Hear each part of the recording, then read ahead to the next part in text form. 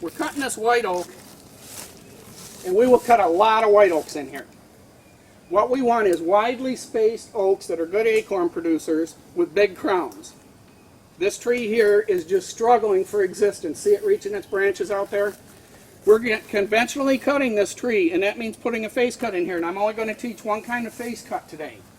And I'll tell you right now, everything about how we're going to cut this tree applies to hinge cutting, except for one thing, and that's this face cut right here.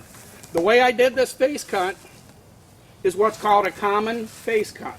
And that's really what its name is. It's common. It's the one that most do-it-yourselfers should be doing. And why? It's the easiest one to cut.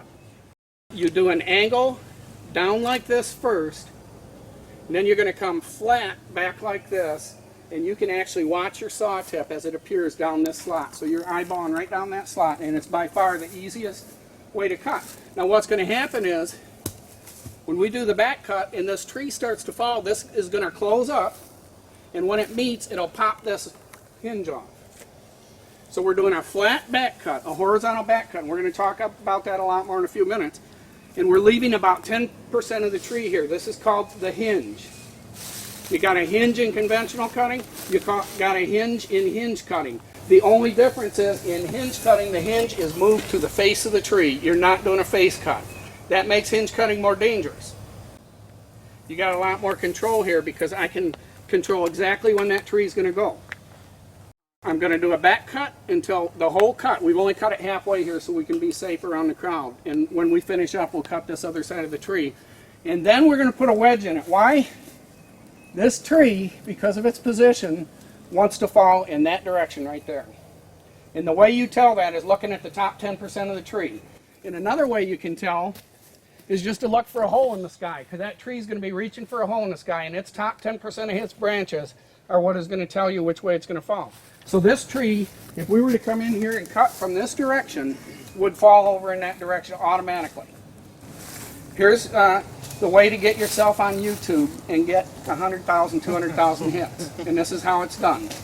People come up and they go, wow, that's you know, might hit the house if it fell that way. So I'm going to make a real good deep cut here. And what they do is hinge cut the tree right into the house. That happens probably 50% of the mistakes you see where a tree falls in a house or car on YouTube. You can go look for yourself. I've looked at hundreds of them.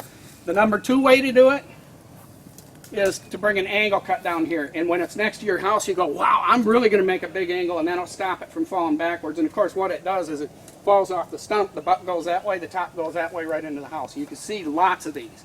And when you inspect them, there's three things that go on. One is they cut too far through here and the tree releases. Number 2, they don't leave enough hinge wood. Number 3, they do a slanting down back cut, and that's we'll show you in a few minutes. So we put this wedge in behind this. We always have a hammer and several wedges with us. Every single tree that we cut like this is going to get a wedge in behind it, because we're not geniuses. We don't always know, but there might be some backlight in that tree. This tree right here, even though it wants to go over there, is going to go right over there, because it's going to turn on this hinge just like a door. If it wants to fall backwards, it can't, because we left enough holding wood here. I called it hinge, but what's an important concept is holding wood. Think holding wood, holding wood, holding wood is the most important thing between you and getting your brain turned into soup. Because this tree can only fall where I want it to as long as I leave enough holding wood.